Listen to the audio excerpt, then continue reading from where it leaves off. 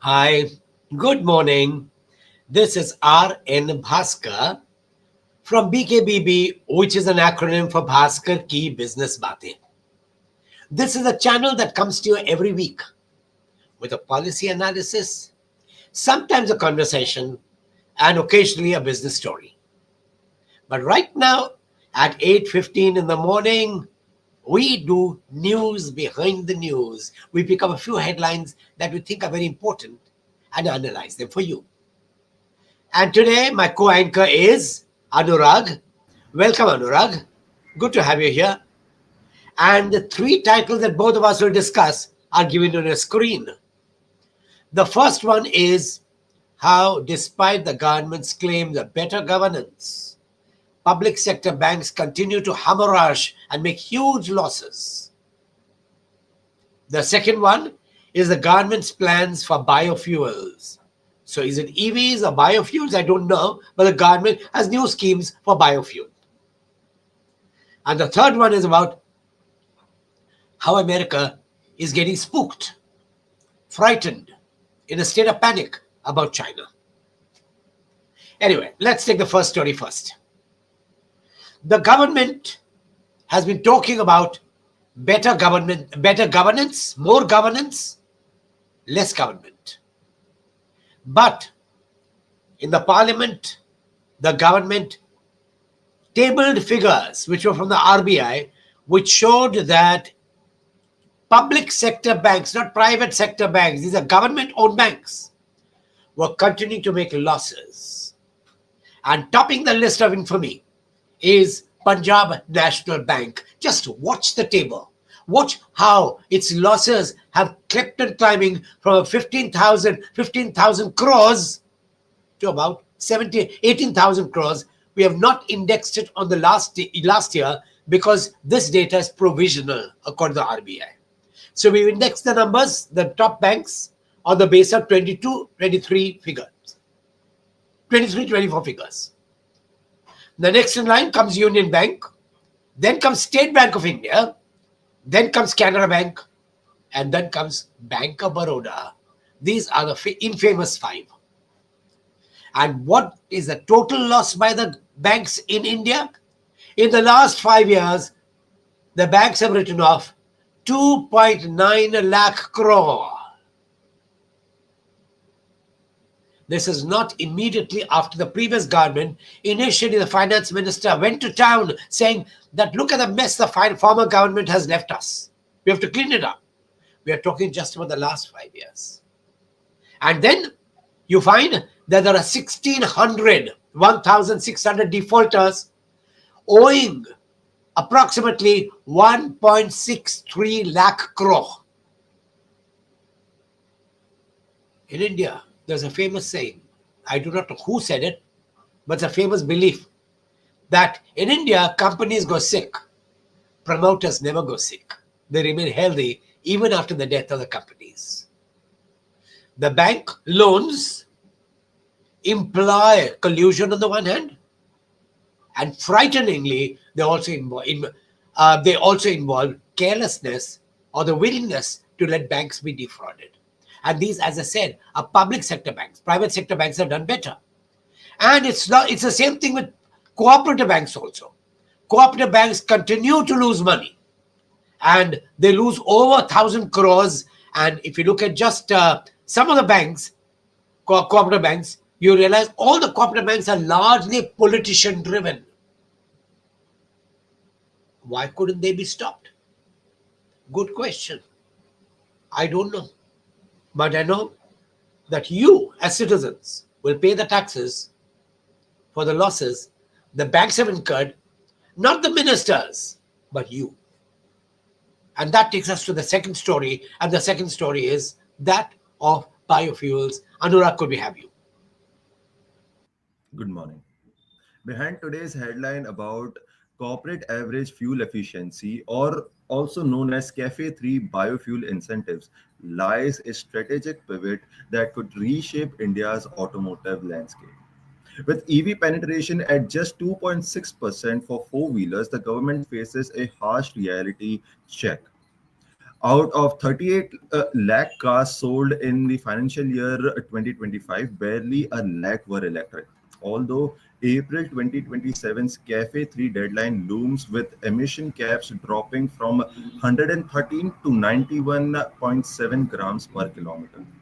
Now, the road ministry is essentially admitting defeat on the electric only strategy and pushing all chips in one segment. By pushing for biofuel incentives under CAFE 3, they are acknowledging that car makers need multiple pathways to meet stricter emissions targets. Currently, one electric car sale counts as three under the super credit system. Now, the ministry wants a similar weightage for E20 flex fuel vehicles, those running on 20% ethanol and 80% gasoline. The Society of Indian Automotive Manufacturers has proposed a 14.3% emission reduction credit for these vehicles. This isn't just about emissions, it's also about agricultural economics. Biofuel incentives create demand for ethanol, supporting India's sugarcane farmers and reducing crude oil imports. It's a policy twofer that addresses both environmental and economic reforms.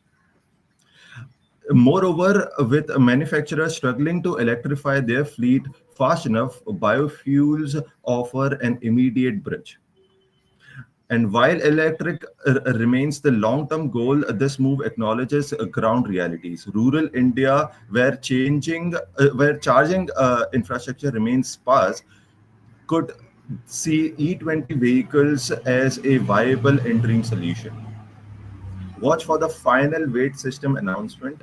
It will determine whether this becomes a meaningful alternative or just regulatory window dressing. What's your take on this, sir? You're right. The government is confused between EVs on the one hand and biofuel driven vehicles on the other.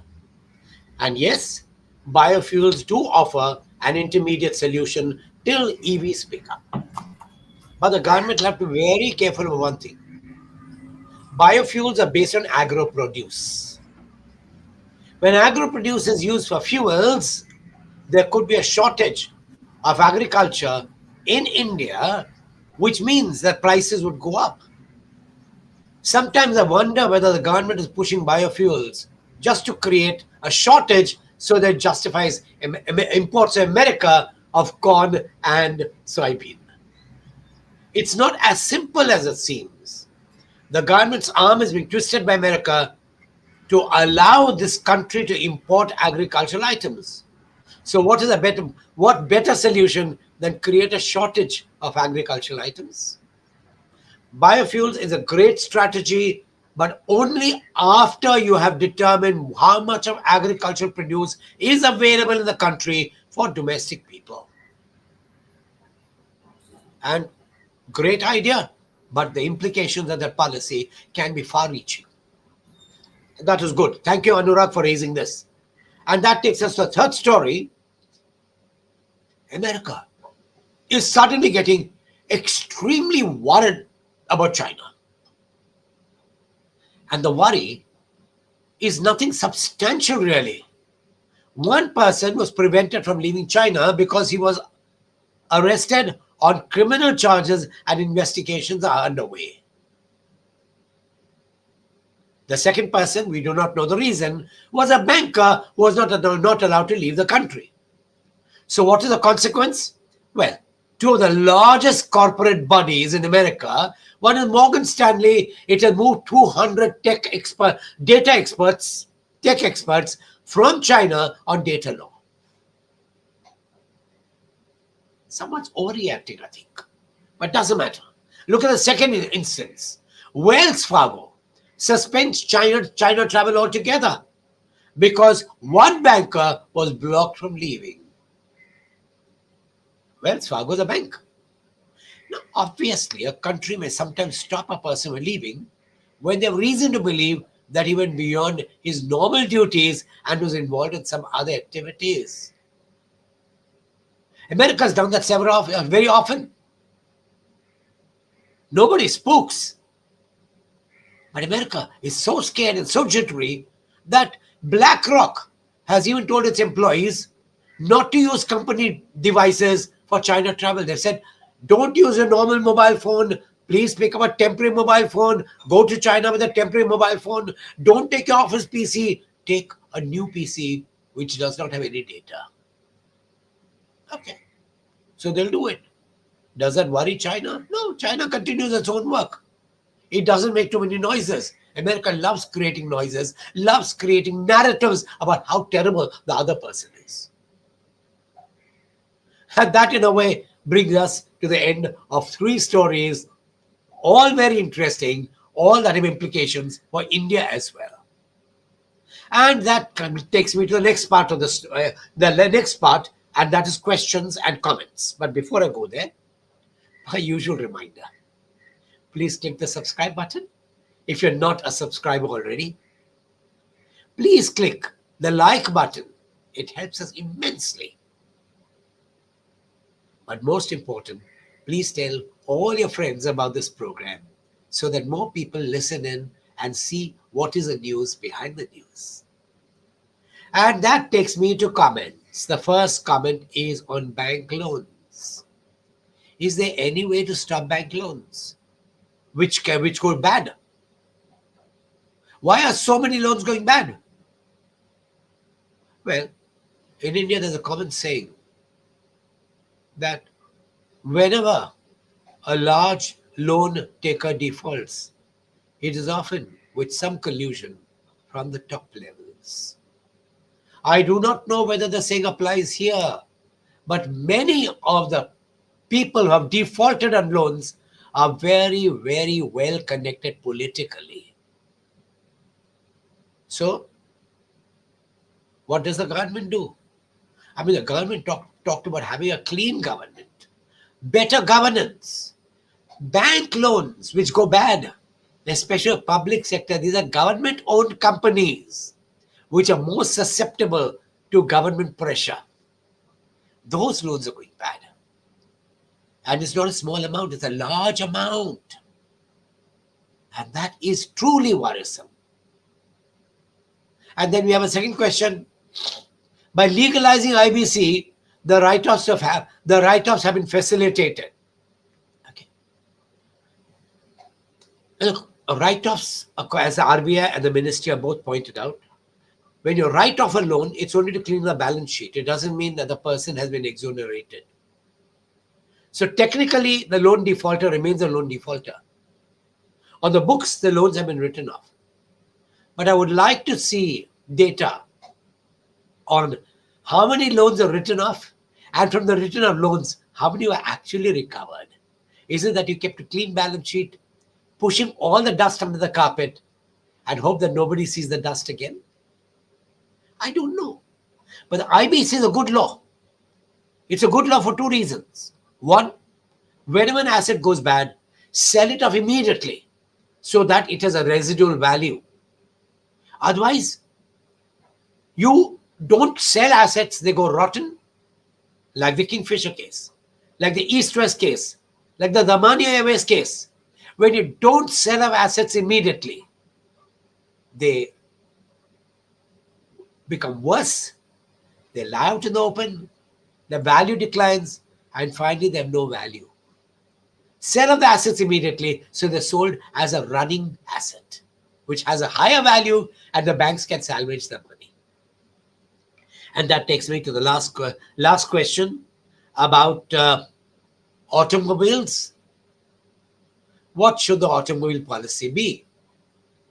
I don't know. I'm not a planner. But the timing of promoting biofuels is a little worrying. It's a little worrying because it just means that India is trying to create a shortage of agricultural produce to justify imports later. This is my worry. I've seen glib stories being told in the past, narrated in the past, when actually the real reason was something else. Is this the real reason now? I don't know. But the government has not been very transparent, and that is why I have reason to worry about the motives behind such a policy. And there's one more question. Is America trying politics to scuttle other countries improving their strength? When it tries to demonize China, it's trying to tell other countries, don't touch China. But the fact is, unlike America, which gives a loan with conditions attached, China gives a loan for a project, helps in project implementation, helps in creating revenues for the country, and does not interfere in local internal politics ever. It does not go for regime change, which America is famous for, which is that more and more countries like the approach of China rather than the US. And that, in a way, takes me to the end of today's session. Thank you for being with us. It's wonderful to have you with us. And do log in again, tune in again tomorrow morning, 8:15. In the meanwhile, have a wonderful day. Be happy, be prosperous. Take care.